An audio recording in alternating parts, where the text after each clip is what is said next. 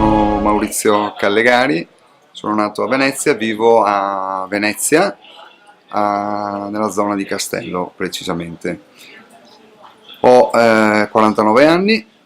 e sono candidato al collegio uninominale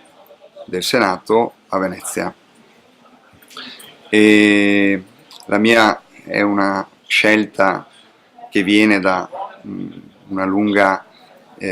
esperienza personale, purtroppo non sempre positiva, nei confronti dei rapporti con le istituzioni anche economiche e bancarie, e ho trovato e condiviso nel programma del PVU un'opportunità per un doveroso cambiamento che cambi il paradigma di pensiero, portando al centro la dignità dell'uomo a dispetto del profitto che invece oggi governa un po' tutte le regole dell'attuale politica. Quindi una forza di cambiamento, un partito che mette al centro il cuore, come lo mette nel proprio simbolo, e con il cuore, con l'amore verso l'uomo, verso la dignità dell'uomo, cerca di cambiare questo modo di fare politica che a mio avviso e a avviso del Partito del Valore Umano ha raggiunto un limite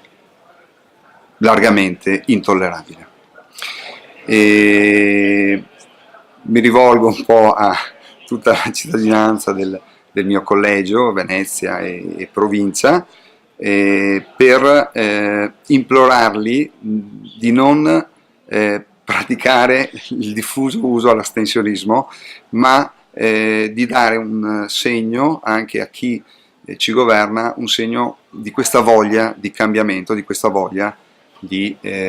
moralizzazione di cui veramente il nostro paese, e non solo il nostro paese, ha veramente bisogno in questo momento. Grazie e confido che con l'amore la strada diventi in discesa.